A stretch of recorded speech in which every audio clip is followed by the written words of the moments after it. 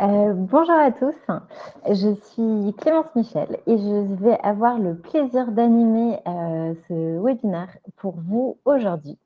Ce webinaire du coup sur l'océan, notre premier allié dans la lutte contre la crise environnementale. Et où nous avons le plaisir d'accueillir Alice Vitou avec nous en tant qu'experte sur l'océan. Bonjour Alice. Bonjour Clémence. Alice revient tout droit de Nice où a eu lieu l'UNOC et donc elle va pouvoir, en dehors de nous expliquer pourquoi l'océan est notre premier allié dans la lutte contre la crise environnementale, pouvoir nous faire un retour tout frais de ce qui s'est passé à Nice la semaine dernière. Avec grand plaisir. Alors, juste avant de démarrer ce webinaire, je vais dire un tout petit mot sur Rivage. Donc, Rivage, c'est l'entreprise que j'ai cofondée avec Thibaut Gabriargue. Notre mission chez Rivage, c'est d'accompagner les entreprises vers la préservation du vivant. Et alors, très concrètement, comment est-ce qu'on fait ça? On fait ça à travers 3 types d'activités. La première, c'est des activités de sensibilisation. L'objectif, c'est vraiment d'aider les entreprises à comprendre leur lien d'impact et de dépendance avec le vivant et pourquoi c'est tellement important. Et donc, on fait ça à travers d'ateliers, de conférences, de veille ou de contenu RSE. Ça bouge tout seul. Notre deuxième brique d'activité, c'est d'accompagner sur les stratégies de biodiversité. Une fois qu'on a compris que le sujet était important, on se pose la question et très concrètement, comment en tant qu'entreprise, on peut mettre en place une stratégie de biodiversité. Et donc, on va accompagner sur le diagnostic, la feuille de route biodiversité et ensuite le suivi et la valorisation des actions. Et enfin, notre troisième brique d'activité, ça va être un accompagnement RSE plus général avec la formation à la CSRD, des matrices de double matérialité, des feuilles de route RSE, par exemple. Voilà, et sans plus attendre, du coup, on va rentrer dans ce webinaire. Et donc, au programme, Alice va nous raconter un peu son parcours. Et puis, nous verrons nos dépendances à l'océan, les menaces qui pèsent sur lui. Et puis, on aura un petit focus donc, sur l'UNOC, qui est cette conférence des Nations Unies qui a été organisée sur l'océan à Nice. Et enfin, on verra comment est-ce qu'on peut agir très concrètement en tant qu'entreprise pour protéger l'océan. On aura quelques minutes à la fin pour vos questions-réponses. Si vous avez des questions pendant le webinaire, surtout n'hésitez pas à les poser en direct. Il y a mon associé Thibaut que je vais inviter à monter sur scène,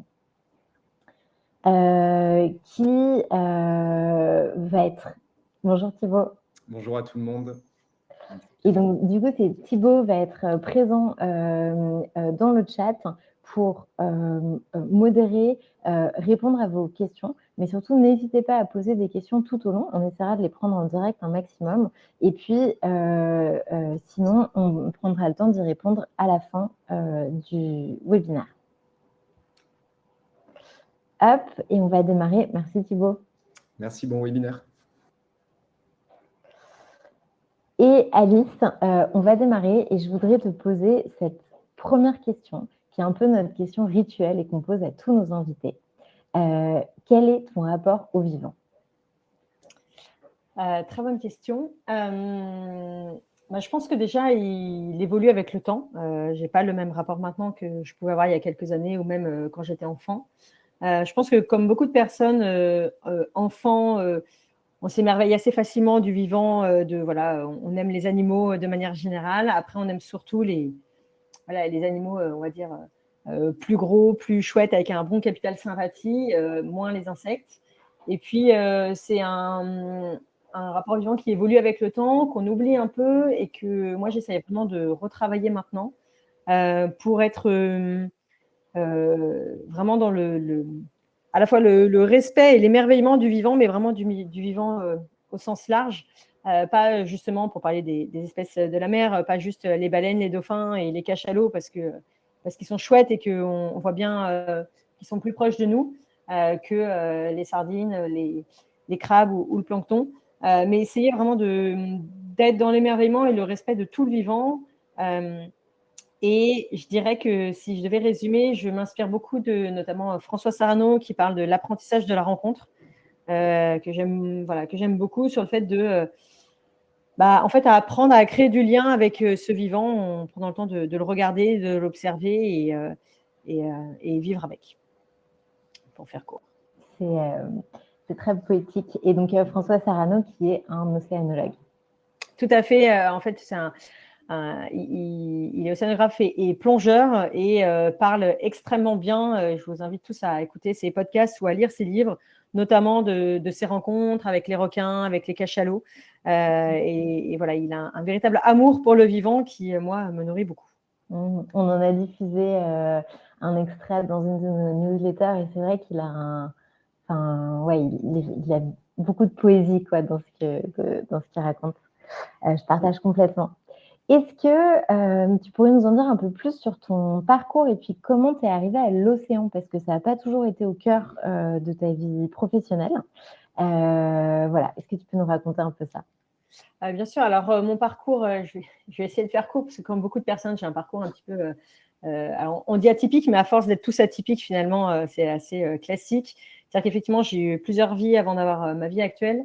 Mon lien avec l'océan, donc effectivement, enfant, il était assez fort. Voilà, je suis partie de manière assez classique de la génération Grand Bleu, que j'ai vue au cinéma en 88, donc j'avais 7 ans.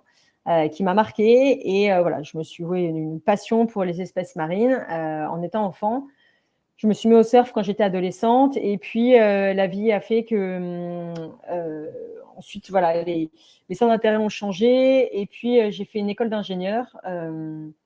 Je voulais être océanographe, mais voilà, ça s'est pas fait. Donc école d'ingénieur assez classique et je suis partie dans une autre voie puisque j'ai travaillé pendant plus de 10 ans dans des grands médias, chaînes de télé à Paris.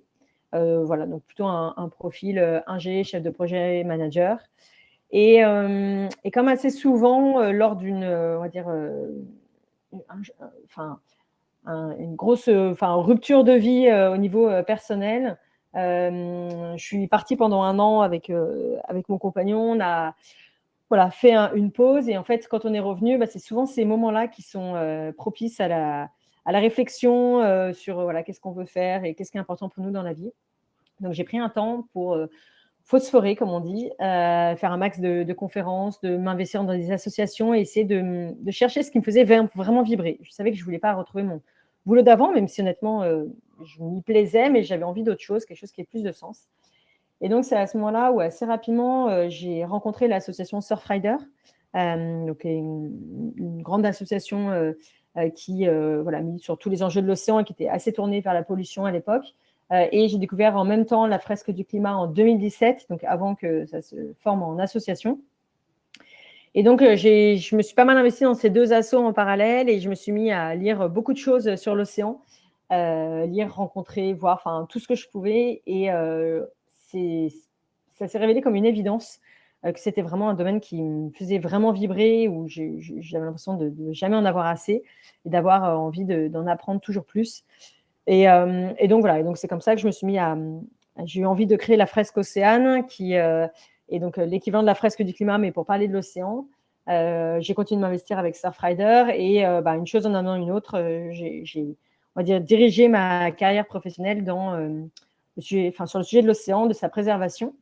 Et je me suis un petit peu rapprochée de la mer, puisque maintenant je vis autour de Rennes. Donc, je ne suis pas encore au bord de la mer, mais je m'en rapproche. Et voilà, donc je fais aujourd'hui cette activité-là. Donc, je suis indépendante sur les sujets océan avec plusieurs casquettes. Ok. Et alors, l'océan, ce que tu as fait un TEDx sur l'océan et dedans, dans les choses vraiment très frappantes que tu dis très bien, c'est l'océan est au cœur de nos vies, au cœur de nos quotidiens, y compris quand on ne vit pas à côté de l'océan et on n'en a pas conscience. Et alors, pour moi, c'était une vraie découverte, quoi, tous ces liens. Quand tu les expliques ensuite, ils deviennent très clairs. Mais cette idée que, en fait, l'océan est partout dans nos vies quotidiennes et qu'on en est beaucoup plus dépendant que ce qu'on croit. Est-ce que tu pourrais nous parler de ça? Bien sûr, en fait, je pense que j'ai été particulièrement sensible à ce sujet-là, notamment parce que je ne vivais pas au bord de la mer, que j'étais frustrée de ne pas vivre au bord de la mer et qu'en fait, je me suis rendu compte que en fait, l'océan est partout dans notre quotidien et que même en habitant loin du littoral, en fait, on avait un vrai impact et donc un vrai pouvoir d'action. La première chose, c'est de comprendre que l'océan est le grand régulateur du climat. Et donc, voilà, il y a une vraie prise de conscience qui se fait maintenant au niveau du climat depuis quelques années, et de comprendre que derrière le climat, en fait, il y a l'océan. C'est l'océan qui distribue toutes les masses d'eau froide et les masses d'eau chaude à l'échelle de la planète. C'est ça qui fait notre climat. Et ce qu'on ne sait pas, alors je ne vais pas forcément rentrer là dans les détails, mais le grand moteur de toute la circulation thermohaline, donc océanique à l'échelle de la planète, c'est la formation de la banquise. Et donc, en fait, on pointe du doigt, par exemple, la fonte de la banquise en montrant des ours polaires, mais en fait, il faut comprendre qu'il y a un lien très, très fort entre la banquise, sa formation et le climat. Donc, comprendre qu'en fait, s'intéresser au climat, c'est s'intéresser à l'océan. Après, il y a bien sûr tout ce qui est ressources alimentaires. Donc ça, on voit le lien assez vite pour l'ensemble des populations sur la planète. Et après, il y a tout ce qui est moins visible. Par exemple, tout ce que vous achetez, et on va dire à 90% de chances passer par un bateau à un moment ou un autre de son cycle de vie, puisque entre 80 et 90% des marchandises passent par voie maritime. Donc le choix qu'on va avoir en tant qu'entreprise ou en tant que citoyen d'acheter quelque chose de neuf ou de seconde vie à côté de chez nous, en fait, on a un lien, puisque ça va être une place ou non sur un vraquier, un porte-conteneur, etc., qui va arriver jusqu'à nous. Donc le transport maritime est assez invisible et pourtant complètement fondamental dans notre société. Et d'ailleurs, on le voit quand un bateau se met en travers d'un canal, on bloque la planète entière et c'est là où on prend conscience de notre dépendance à l'océan. Donc il y a ça dans la consommation qui est hyper importante. Et après, il y a bien sûr toutes les matières premières. On extrait du pétrole, du gaz, le sable pour nos constructions. En fait, l'océan est vraiment partout. Au-delà de ce qu'on dit souvent, qui est on respire grâce à l'océan. Oui, l'océan produit de l'oxygène, mais l'oxygène reste surtout dans l'océan. Donc, il faut vraiment comprendre que dans notre société aujourd'hui, il est vraiment partout, aussi bien en impact, c'est-à-dire ce qu'on va faire va avoir un impact sur l'océan, qu'en apport, puisqu'il nous permet de s'alimenter, de transporter nos marchandises, de réguler le climat, etc., etc. Donc, voilà, il y a cette dépendance qui est vraiment forte. Et puis, tout simplement, alors c'est tout bête, mais moi, dans mes ateliers, je demande toujours au début le lien avec l'océan, et c'est toujours des liens très positifs, généralement.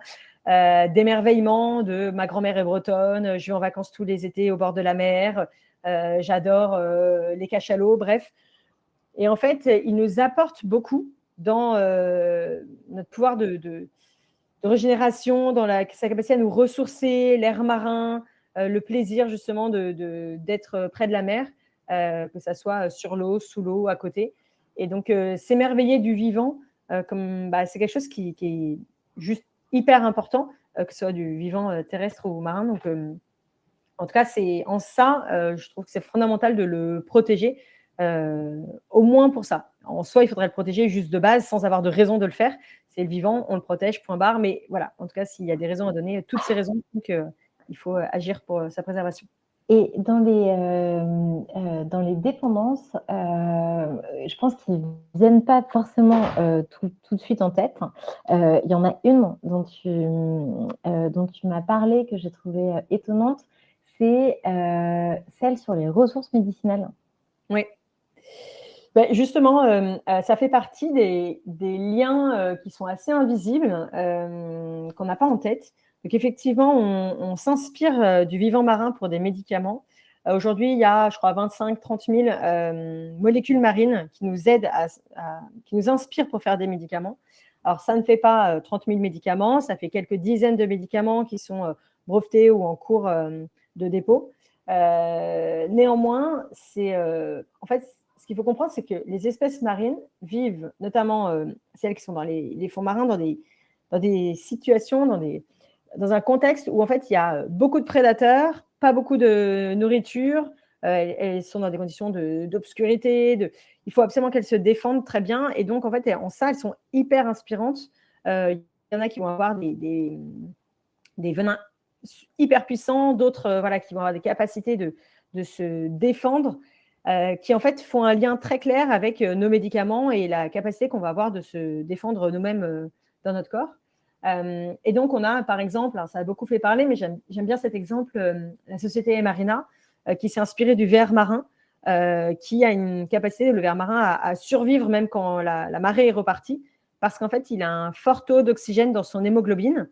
Et en fait, ça nous inspire pour des greffes, pour des maladies respiratoires, etc. Donc, en fait, en regardant le vivant, il n'y a pas besoin d'inventer des trucs incroyables. On a juste besoin de regarder comment il fonctionne, comment il se défend, comment il survit. Et l'océan ayant des capacités extrêmes, et ben en fait, le vivant a vraiment développé des capacités du coup en miroir extrêmes aussi. Et donc ça donne effectivement des médicaments derrière. Donc, en gros, pour résumer, l'océan, c'est le premier régulateur du climat. C'est Tout à aussi une énorme source de ressources alimentaires. Ça nous donne de l'oxygène, ça permet le transport des marchandises. C'est aussi un espace dans lequel on peut trouver des matières premières comme le sable, le pétrole, le gaz, les nodules polymétalliques. Oui. Je pense qu'on y reviendra dans le cadre de l'UNOC. C'est l'espace de ressources médicinales et c'est aussi un énorme espace d'inspiration et d'émerveillement pour nous, êtres humains. Donc, en effet, on voit qu'on a énormément de dépendance à l'océan. Mais, et c'est d'ailleurs notamment pour ça qu'il y avait l'UNOC, il y a beaucoup de menaces qui pèsent sur l'océan. Il nous fournit tous ces services écosystémiques, mais il est également en danger. Est-ce que tu peux nous en dire un peu plus sur ces menaces ? Oui, alors ces menaces ont été définies par l'IPBES. On dit souvent, pour simplifier, c'est l'équivalent du GIEC, mais pour la biodiversité. Donc, c'est un organisme mondial qui étudie toute la biodiversité. Et donc, il a défini les 5 grandes menaces et leur ordre au niveau mondial. Alors, bien entendu, selon la zone qu'on va regarder, selon les espèces qu'on va regarder, l'ordre peut changer. Mais au niveau mondial, les 5 menaces sont dans l'ordre. 1, la surexploitation des ressources, donc la surpêche. 2, la destruction des habitats, donc là, en l'occurrence, avec les fonds marins notamment. 3, le changement climatique. 4, la pollution. Et 5, les espèces invasives. Donc, en fait, ces 5 menaces, ce qui est intéressant, c'est que si on regarde les espèces terrestres, ça va être la destruction des habitats en numéro 1 parce qu'en fait, déforestation. Donc, quand on regarde les espèces marines, l'ordre est différent. Les 5 menaces sont toujours les mêmes, mais juste l'ordre change. Et donc, effectivement, pour l'océan, ça va être la surpêche en premier. L'histoire est en train de dire que le climat est en train de malheureusement remonter dans les scores parce que la machine est en train de s'emballer. Donc, il faut prendre, on va dire, cet ordre avec les pincettes qu'il faut, c'est-à-dire que ça reste un ordre très global, mondial. Mais ce qui est intéressant, c'est qu'on connaît finalement les 5 grandes menaces et donc on connaît très bien les actions qu'il faut mettre en place pour justement les contrer. Est-ce que tu peux nous dire un petit mot sur ces 5 menaces appliquées à l'océan ? Tu vois, par exemple, la surexploitation des ressources, donc là, la surpêche, c'est assez clair. Le changement climatique, ça a quelles conséquences sur l'océan ? Alors, si je les reprends dans l'ordre, donc effectivement, la surpêche, donc, c'est la consommation. Ce qu'il faut bien avoir en tête, c'est que la pêche, donc là, je ne parle pas de la surpêche, mais la pêche en tant que telle a un impact sur l'océan. Je veux dire, on prend des espèces. Donc, déjà, il y a un enjeu à ce que la pêche, qui n'est pas en surpêche, déjà, soit le plus responsable, le moins impactante possible, notamment par rapport aux fonds marins. C'est pour ça que la cause numéro 2, c'est la destruction des habitats, parce qu'on peut tout à fait ne pas être en surpêche, mais juste faire de la pêche, on va dire, dans la limite des stocks, de ce qui est possible pour les stocks, mais avoir un impact sur les fonds marins. Donc, en 1, il y a la surpêche. Donc, on va dire, je vais vraiment simplifier, ça va être trop pêché par rapport à ce qu'on devrait pêcher. 2, il y a la destruction des habitats, qui là peut être causée par la surpêche ou par la pêche. C'est tout ce qui va abîmer les fonds marins. Il y a aussi d'autres industries maritimes, il n'y a pas que la pêche, qui a un impact sur les habitats, notamment toutes les activités de fonds, d'extraction minière dans les fonds marins. La 3e, c'est le changement climatique. Et donc ça, en fait, c'est toutes les émissions de gaz à effet de serre et notamment de CO2 qu'on va faire. Une partie va aller dans l'atmosphère et va renforcer l'effet de serre et une partie va être absorbée par les océans. c'est pas négligeable, puisque en gros, on absorbe, on va dire, un quart, un tiers des émissions de CO2. Et en termes d'énergie, l'océan absorbe un quart, un tiers. Et en termes d'énergie, l'océan absorbe plus de 90% du surplus d'énergie. Donc en fait, c'est là où on comprend que c'est une machine extrêmement vitale pour nous, puisqu'il absorbe une grosse partie de notre CO2 et de ce surplus d'énergie qui est lié au gaz à effet de serre. Mais ça a un prix, puisque cette absorption-là fait que l'océan s'acidifie. Donc son pH est en train de changer, ce qui a un gros impact pour la biodiversité marine, notamment les espèces, on va dire, du bas de la chaîne alimentaire. Il se réchauffe, il est en train de perdre en oxygène, et la liste est longue des impacts sur l'eau, sa composition, et également les mouvements de l'océan à différentes échelles. Donc vraiment, l'océan, ce qu'il faut comprendre, c'est que c'est à la fois le premier allié pour nous contre le changement climatique, parce qu'un océan en bonne santé absorbe du CO2, absorbe de l'énergie, et donc c'est tout ça en moins qu'on ne va pas avoir dans l'atmosphère. Et en même temps, du coup, on est en train de modifier cette machine qui ne va pas pouvoir faire son travail, entre guillemets, pleinement, parce que justement, il va être déséquilibré. Et ça a un impact, bien sûr, sur le vivant. Et ensuite, la pollution, donc ça, on voit très bien, on donne souvent ce chiffre qui est que 80% de la pollution en mer vient de l'intérieur des terres. Donc, même si on habite à Strasbourg, à Lyon, à Paris, Clermont-Ferrand, on a un impact parce qu'en fait, une partie de notre pollution par les vents, les rivières, tout ce qui va être poubelle en plein air également, va se retrouver dans les cours d'eau et être ainsi drainé jusqu'aux océans. Et avec la pollution numéro 1, qui est celle du plastique, qui est connue, est-ce que tu as les ordres de grandeur, un peu quelques chiffres en tête à nous partager? Oui, alors la pollution plastique est la très grande majorité de ce qui se retrouve en mer. Juste pour préciser, il y a ce qui est visible et invisible. Il y a la pollution qui se voit parce qu'elle est à la surface de l'océan. Il faut imaginer qu'une grande majorité coule. Et en plus, il y a la pollution qui est aussi invisible, comme par exemple la pollution sonore, qui est liée aux activités, aux bateaux notamment, à tout ce qui va être prospection sismique, qui est invisible, mais pour autant très impactante pour les espèces.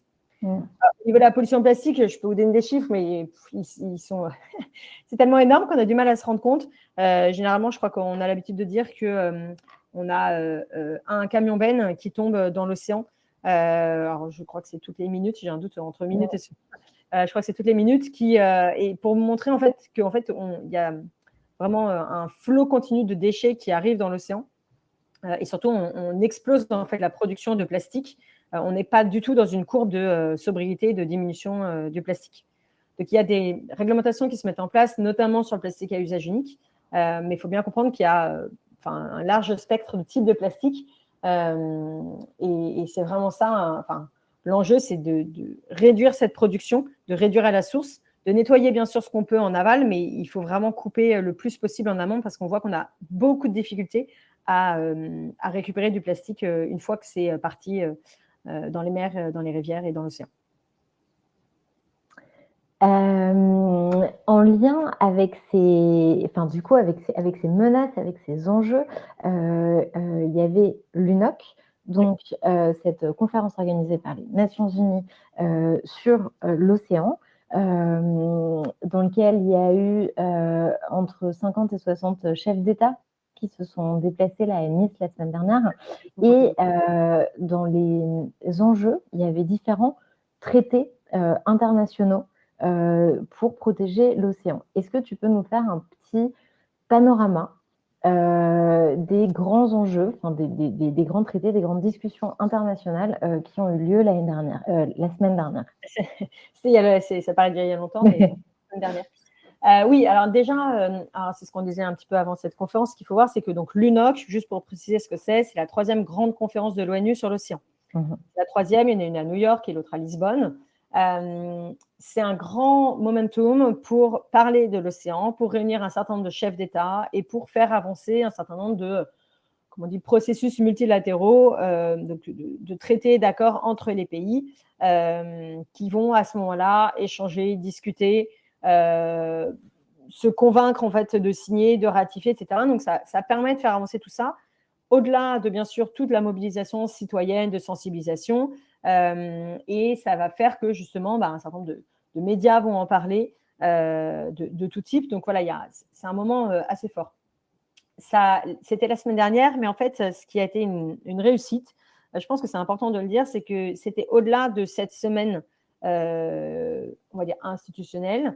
C'est qu'en amont, il y a eu des événements, à la fois des événements pour les acteurs du monde économique, il y a eu des événements spécifiques pour les collectivités du littoral par rapport aux enjeux de submersion marine. Il y a eu des événements autour des femmes et des gouvernances des femmes dans les gouvernances des océans. Donc, en fait, il y a vraiment eu plusieurs semaines autour de l'océan. On a beaucoup parlé de cette dernière semaine où, effectivement, il y avait les chefs d'État, mais ça allait bien au-delà de cette semaine-là. Ensuite, par rapport à ce qui a avancé, il y en a plusieurs. Alors, je vais en citer que quelques-uns. Le premier, c'est celui dont on parle le plus, c'est le traité, l'accord BBNJ, qui est un accord, en fait, entre les pays pour, alors, si je simplifie, de protection de la biodiversité en haute mer. Concrètement, ça ne veut pas dire qu'on va protéger la biodiversité, ça veut dire que c'est un outil qui va nous permettre de favoriser la création d'aires marines protégées en haute mer. Donc, la haute mer, c'est des zones, c'est plus de 60% du globe, qui n'appartiennent à personne, à aucun pays. Donc, c'est assez grand en zone. Et donc, ça va permettre, c'est un outil qui va permettre de créer des aires marines protégées entre les pays sur des zones qui n'appartiennent à personne. C'est un premier pas. Donc, il faut 60 ratifications pour que ça entre en vigueur. On en est à peu près à une 50aine. Donc, on n'y est pas encore, mais il y a eu des promesses de ratification. Donc, très probablement, dans les prochains jours, semaines, ça va être ratifié. Donc, ça va pouvoir rentrer en vigueur dans les pays, dont la France. Donc, ça, c'est le BBNJ, donc qui est extrêmement important. Comme on dit souvent, ça ne va pas forcément... ça ne va pas tout résoudre, ça ne va pas protéger toute la biodiversité en haute mer. Les aires marines protégées, il faut qu'elles soient bien protégées, il faut que ce soit bien contrôlé, etc. Mais si on n'y était pas arrivé, ça aurait été vraiment un très mauvais signe pour la préservation de l'océan. Donc, c'était extrêmement important qu'on y arrive, même si on peut dire que ça ne va pas... voilà, ce n'est pas l'outil parfait non plus. Mais déjà, le fait d'y arriver, c'est bon signe. Est-ce que tu peux peut-être juste nous dire en un mot, ces aires marines protégées, c'est quoi les enjeux? Pourquoi ce n'est pas si évident que en fait, tous les États disent, parce qu'on parle que de 30%, tu vois, c'est pas partout, etc. Donc, c'est quoi les points bloquants? Alors, donc l'objectif qui a été donné au global, c'est 30% de protection des terres et des mers d'ici 2030. C'est pour ça qu'on appelle souvent le 30 par 30. Donc ça, c'est l'objectif. En fait, ce n'est pas évident pour plein de raisons. Déjà, il faut mettre des pays d'accord. Et ça, c'est un vrai enjeu. Pourquoi est-ce que ça freine? Parce qu'en fait, le but, in fine, c'est que justement, et ça, c'est un autre point qui a été un peu plus controversé par rapport à l'UNOX, c'est qu'il ne s'agit pas juste de dire, là, c'est une aire marine protégée et en fait, on fait business as usual, ça ne change rien. C'est que l'idée, c'est qu'elle soit vraiment protégée. Donc, il y a différents niveaux d'aires marines protégées. Certaines ne sont en vrai pas du tout protégées. C'est-à-dire que c'est, comme on dit, une aire marine de papier. C'est-à-dire qu'à part le fait d'avoir une zone, on ne fait rien de différent d'ailleurs. Et d'autres, ensuite, sont plus protégées, c'est-à-dire qu'il y a des interdictions de certaines activités dans ces zones-là, qui peuvent être des activités de pêche, des activités de tourisme, voilà, jusqu'à aller à des zones protégées fortes, même strictes plutôt et intégrales, où là, on va vraiment protéger ces zones-là. Donc, ça veut dire que forcément, ça a un impact sur les activités, sur des passages de bateaux, sur des activités de pêche, etc. Donc, qui dit s'il y a une réelle protection, dit forcément un impact sur les activités. Et donc, un impact économique. Et donc, un impact économique, bien évidemment. Et donc, forcément, c'est ça le frein. Hein. On sait tous ce qui drive notre monde aujourd'hui, malheureusement. Mais c'est l'économie, l'emploi et le fonctionnement, justement, de notre société. Donc, ça, c'est le premier, c'est le BBNJ, qui va être prochainement ratifié et qui est pour moi un signe positif, en tout cas. Derrière, il va falloir que ça se mette en œuvre et que ça se mette bien en œuvre avec des vraies aires marines bien protégées. Donc ça, c'est l'étape d'après. Après, il y a le moratoire sur l'exploitation des grands fonds. Tu as exprimé tout à l'heure qu'il y avait notamment les nodules polymétalliques. Donc ça, il y a un vrai enjeu à se coordonner entre pays pour savoir est-ce qu'on va exploiter les grands fonds marins? Et si on le fait, parce que on le fera, je le pense, qu'on ne va pas y couper, c'est surtout comment on le fait.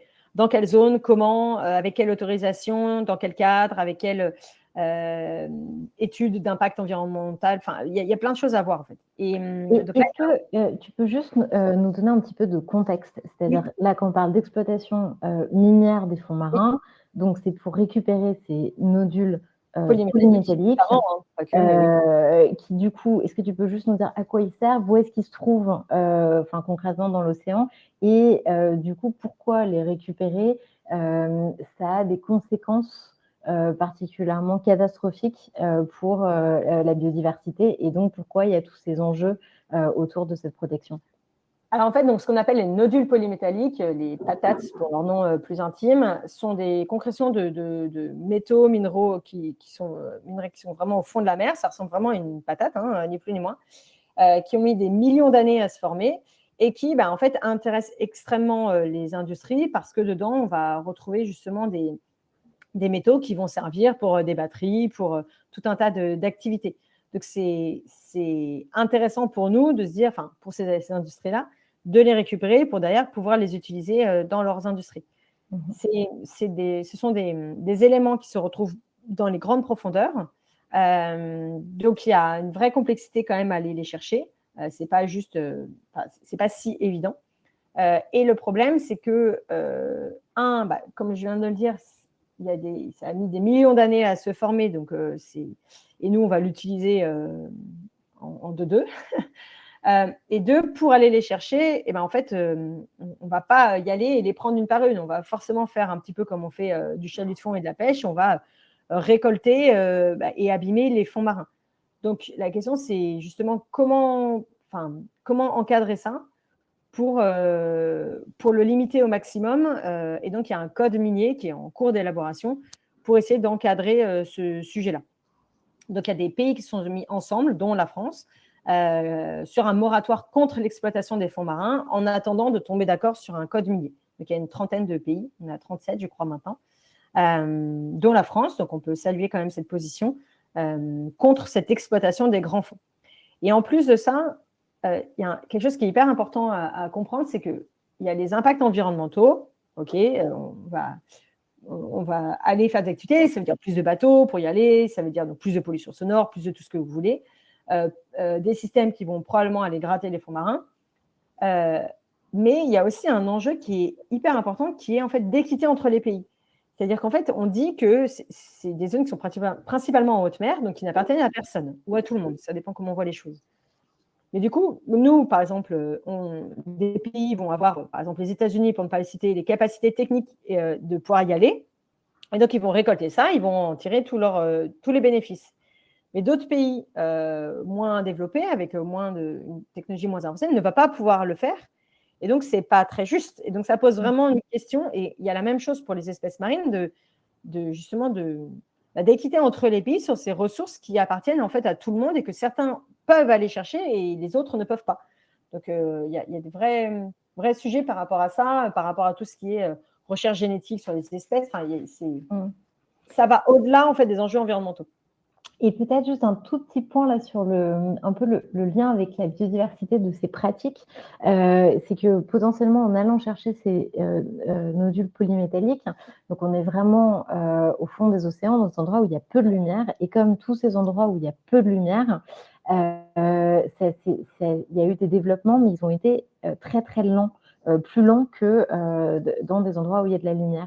Et donc, en allant racler les fonds marins et potentiellement tout détruire, on détruit des écosystèmes qui ont mis des centaines, des milliers d'années à se construire et qui vont en mettre tout autant à se reconstruire. Donc, en fait, les dommages créés en quelques minutes, on est quand même dans des environnements moins résilients que ailleurs, quoi. Donc, ça pose un vrai enjeu fort par rapport à la biodiversité.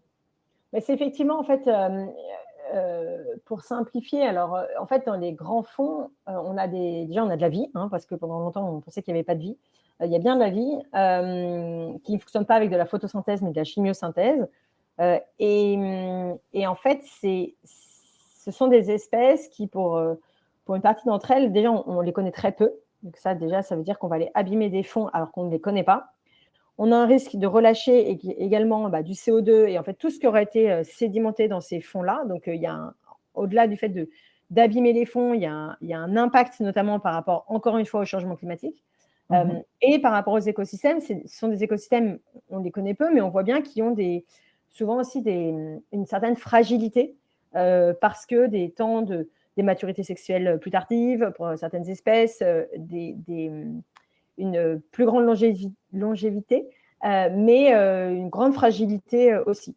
Donc, c'est des écosystèmes qui sont particulièrement importants à préserver pour toutes ces raisons-là. Et je dirais que la première, c'est surtout que déjà, on les connaît peu.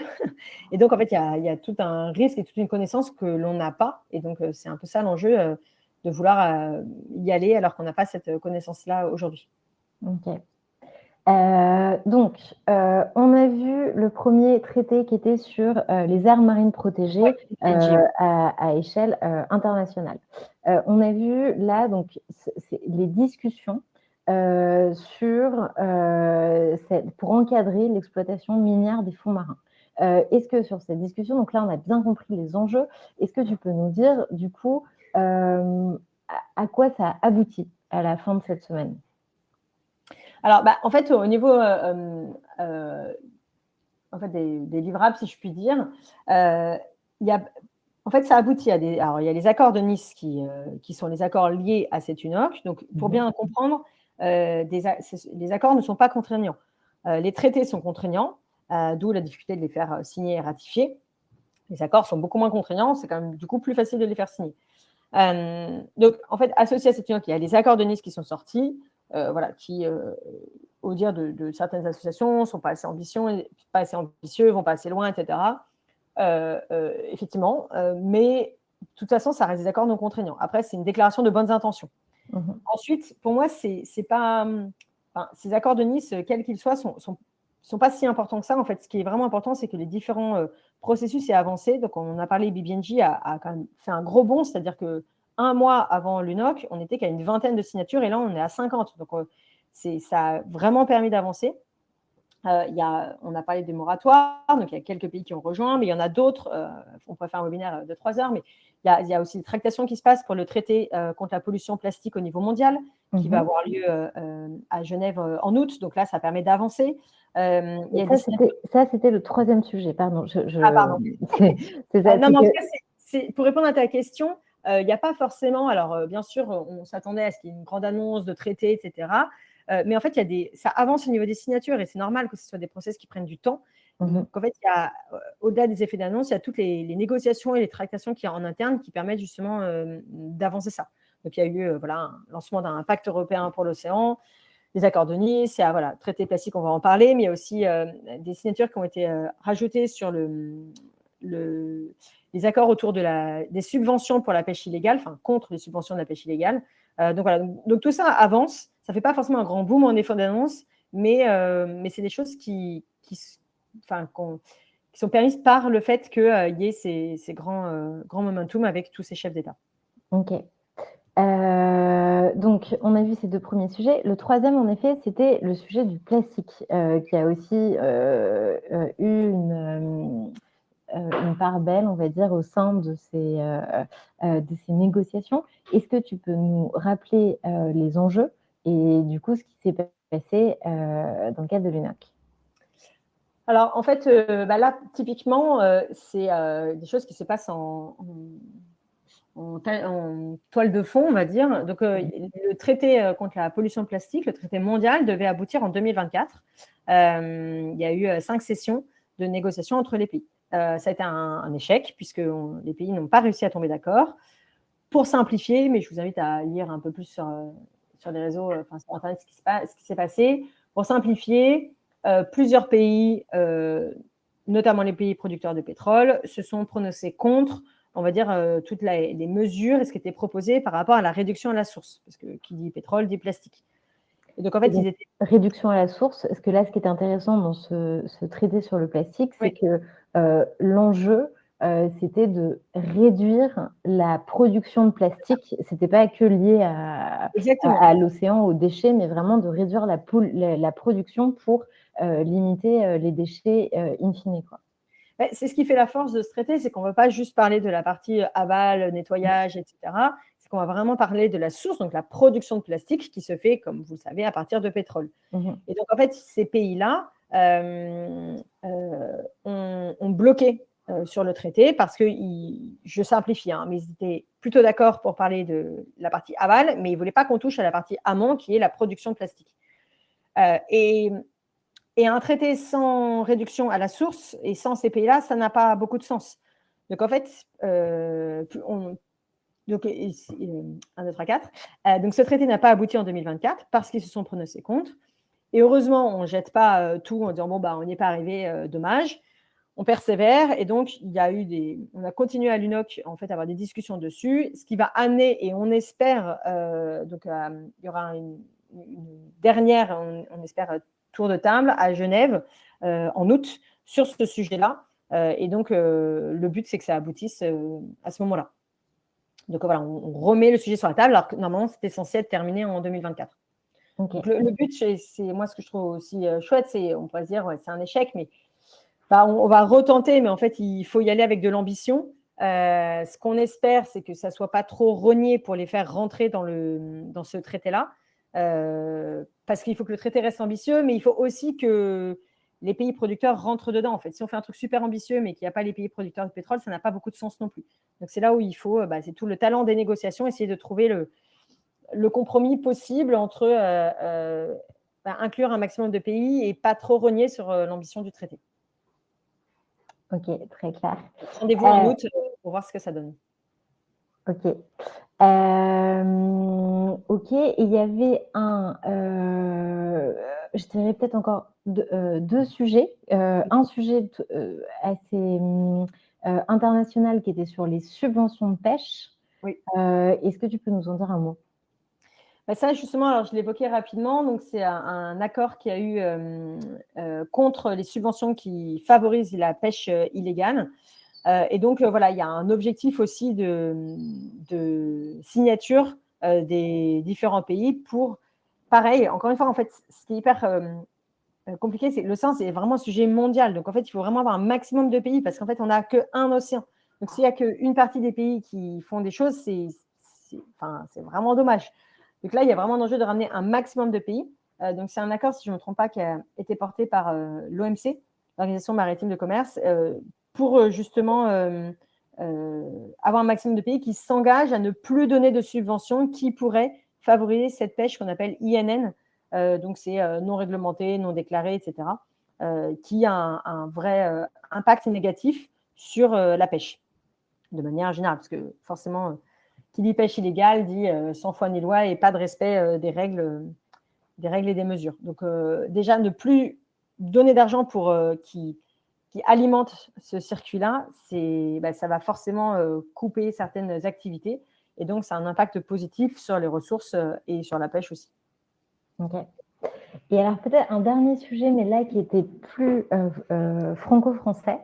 Il y a des associations, dont notamment Bloom, qui essayait et le VVF, qui mettait une grosse pression à Emmanuel Macron en dénonçant ces aires marines non protégées, dans lequel, enfin, ces aires marines dites protégées, mais qui doivent être au premier stade, où dans le fond, on n'interdit pas un certain nombre d'activités et on n'interdit pas notamment le chalutage de fond dans ces aires marines protégées.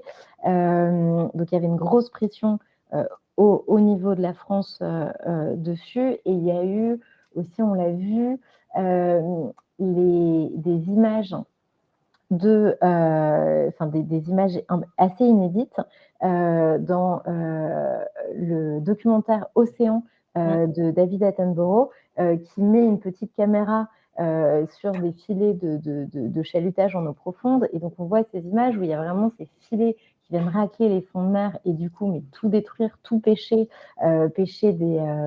énormément de poissons qui sont remontés sur le pont, et qui sont rejetés pour la plupart, morts ou avec très peu de chances de survie après leur passage dans les filets. Et donc, on voit ces images, elles sont vraiment très, très dures parce que du coup, on voit les fonds détruits, on voit ce gâchis, ce gaspillage de poissons, et d'êtres marins au-delà des poissons. Donc ça avait été fortement dénoncé. Est-ce que tu peux nous dire un petit mot sur les conclusions, sur les positions de la France sur ce sujet? Justement, en tout cas, tout ce que j'ai dit avant va plutôt dans le bon sens par rapport à l'UNOC, par rapport aux différents traités. On voudrait que ça aille plus vite, plus loin, etc. Mais ça va quand même plutôt dans le bon sens. Le point des aires marines protégées est le point qui a fait grincer des dents sur l'UNOC, notamment la position de la France, parce qu'il y a des pays qui ont fait des annonces qui sont très positives par rapport aux aires marines protégées, mais la France, clairement, alors j'ai pris mon point de vue personnel, mais même si je sais qu'il est partagé par pas mal d'assauts, mais manque d'ambition. Pour certains, diraient, a voulu faire des annonces, mais qui n'en sont pas vraiment. Et donc, en fait, ça revient à ce que je disais tout à l'heure, c'est ces fameuses aires marines protégées qui, quand elles existent, il faut bien comprendre, ont plusieurs niveaux de protection. Et donc, la France se targue un peu et dit, voilà, on est au-delà des 30% en aires marines protégées. Donc, ce qui est très bien, on est au-delà de ce qu'il faudrait globalement, mais quand on regarde vraiment les aires marines protégées avec une protection stricte ou intégrale, en fait, on est à peine 1%. Donc, c'est vraiment l'enjeu d'effets d'annonce parfois de pourcentage et en fait qui peuvent faire un peu écran de fumée par rapport à des gens qui ne connaîtraient pas et qui se diraient « Oh, tiens, on est bien, la France, on a 30% d'aires marines protégées ». Le nom porte à confusion, on se dit « protégé » dans les esprits de chacun, on se dit probablement comme c'est protégé, ça va être une aire où on n'a pas de bateau de pêche, pas d'activité, pas de tourisme, pas tout ce que tu veux. Et en fait, pas du tout. Donc, c'est là où il y a vraiment une ambiguïté. Certains demandent même de changer le nom d'aire marine protégée, de faire changer en aire marine observée, aire marine administrée, enfin ce qu'on veut, mais pas le mot protégé, qui porte à confusion par rapport à ça. Et donc, effectivement, la France, donc Emmanuel Macron et Agnès Pannier-Runacher ont annoncé une augmentation de notre pourcentage d'aires marines protégées de manière stricte par rapport à ce qu'on avait déjà. Mais donc, déjà, c'était pas... De 1 à 4%, moi, dans le chiffre que... Pas énorme, déjà. Alors, on va dire c'est x4. Mais on va dire que 4%. Ça dépend comment on présente les chiffres. On leur fait dire ce qu'on veut. Au-delà de ce chiffre, ce qu'il faut voir, c'est qu'en fait, les aires marines qui passeraient dans ces 4%, donc c'est l'analyse qui a été faite notamment par Bloom. Alors, je n'ai pas vérifié les cartes, je les ai vues, mais voilà, je m'appuie sur leur analyse, qui est de dire qu'en fait, c'est des aires où en fait, on ne peut déjà pas faire de toute façon de chalutage de fond, puisqu'il y a une interdiction qui est passée il y a quelques années, grâce à Bloom notamment, sur l'interdiction du chalutage de fond à plus de 800 mètres de fond. Notamment, et ça reboucle avec ce qu'on disait tout à l'heure, parce que les espèces des fonds sont particulièrement sensibles. Donc déjà, on a réussi à interdire le chalutage à plus de 800 mètres de fond.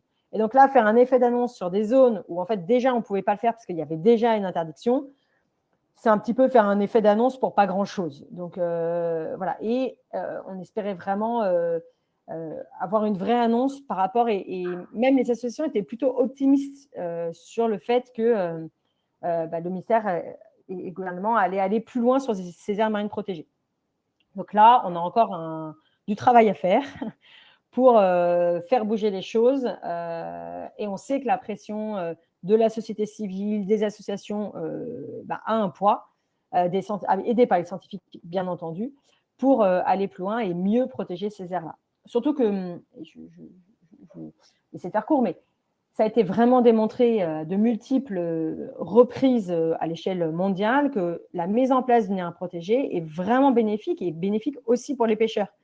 Parce qu'en fait, ça permet aux espèces de se régénérer. L'océan est formidable pour ça. C'est-à-dire que quand on lui laisse le temps et qu'on n'est pas allé trop loin, il est capable de se régénérer et il a une forte résilience. Et du coup, les espèces se portent mieux, et donc la pêche qui se situe autour s'en porte mieux, en fait. Et donc, on a vraiment des exemples de zones où, en fait, les pêcheurs, au début, ils ne sont pas forcément fans, puis on leur explique, et puis ils adhèrent. Et il faut qu'ils soient bien sûr intégrés dans les discussions. Et après, une fois que ça fonctionne et qu'ils en voient justement les bénéfices, eux-mêmes poussent pour en faire d'autres, pour aller plus loin. Parce qu'en fait, ils voient bien qu'il faut qu'ils s'adaptent effectivement pour changer leur zone de pêche, parfois leur méthode de pêche, mais qu'en fait, ça reste bénéfique à la fin. Et il faut vraiment...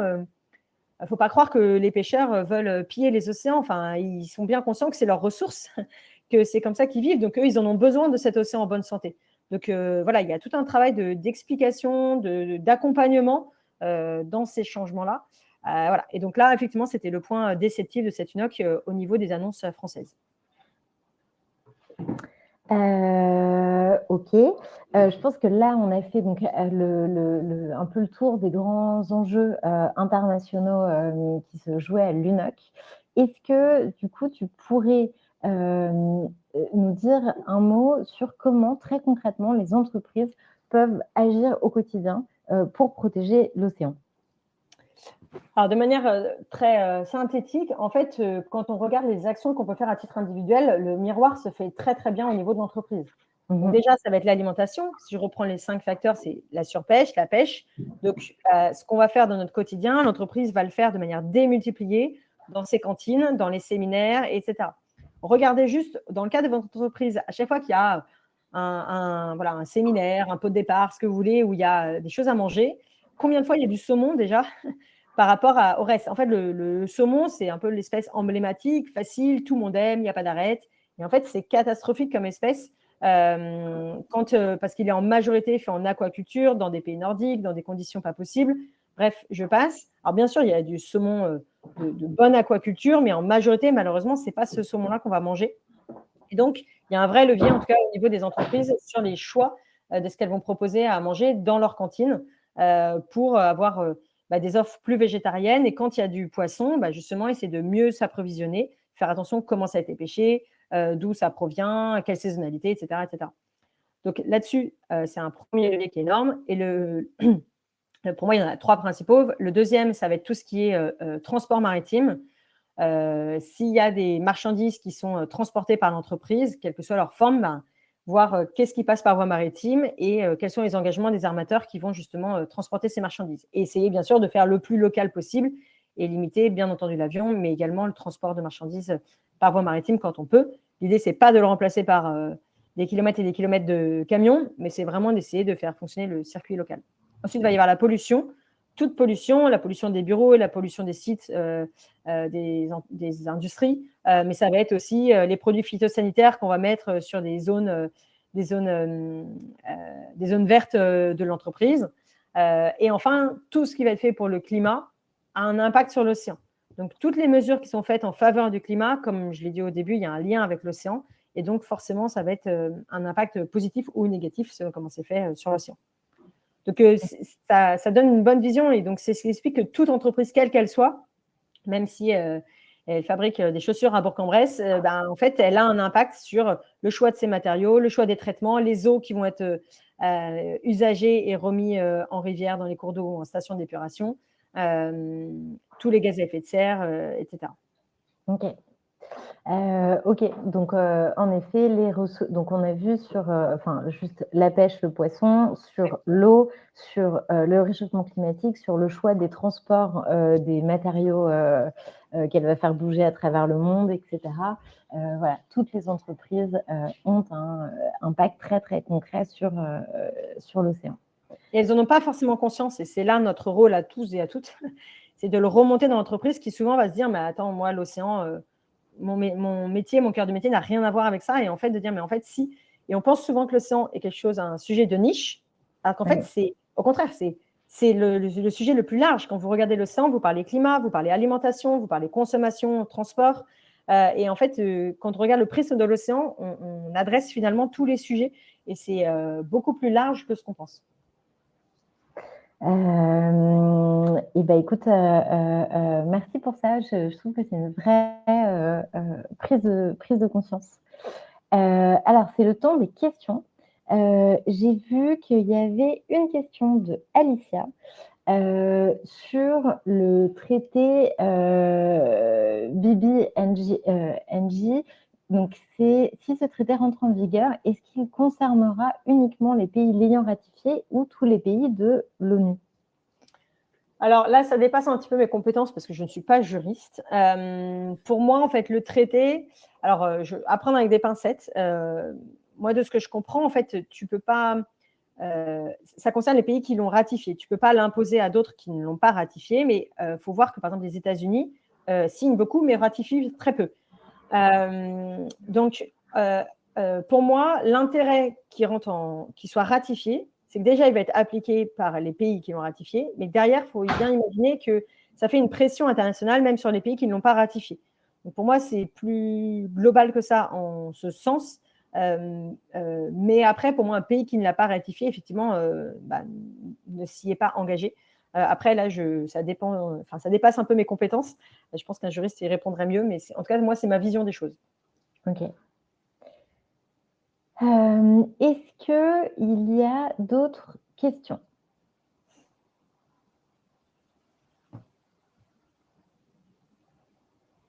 J'ai peut-être parlé un peu vite, mais il ne faut pas hésiter en tout cas à me recontacter effectivement ou à regarder, donc à faire un atelier de la fresque pour en savoir plus. Alors, en attendant, peut-être, quelques mots pour aller plus loin. Donc, la fresque Océane, du coup, c'est la fresque que tu as co-créée, qui s'inspire du coup de la fresque du climat, mais sur les enjeux de l'océan.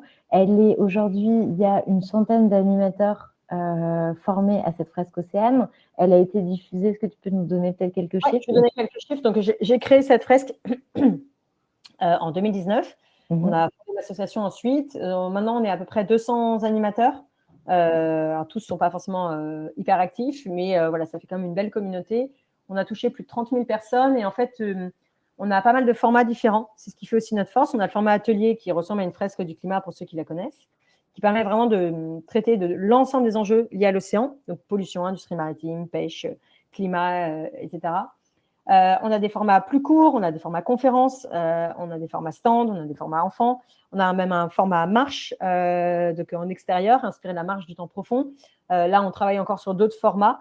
Donc voilà, on essaye vraiment par différents types d'ateliers de pouvoir correspondre aux différentes attentes, aux différents publics, aux différents timings, etc.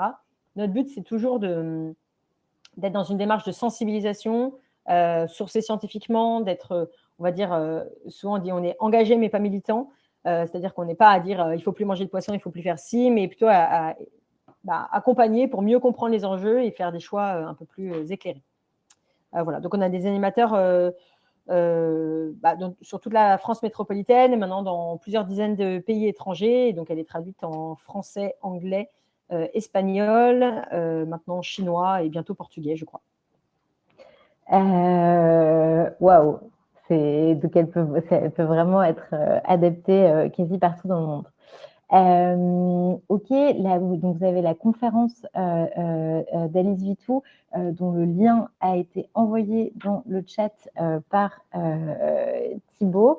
Et enfin, notre prochain webinaire aura lieu le 9 juillet à midi et c'est Entreprises et biodiversité, les pièges à éviter pour une démarche réussie. Et ce sera avec Thibaut et Hortense Serré. Et enfin, pour nous suivre, vous avez tous les liens que Thibaut vous a mis dans le chat. Le support de ce webinaire vous sera envoyé avec le replay dans l'après-midi. Voilà, un grand merci, Alice, pour cette heure passionnante qu'on a passée ensemble. C'était vraiment très riche. Voilà, merci beaucoup. Avec plaisir. Merci en tout cas à toutes et à tous d'avoir suivi. Et préservons du mieux qu'on peut l'océan. Aujourd'hui, il faut se mobiliser. Et ce sera le mot de la fin. Merci. Au revoir, bonne journée.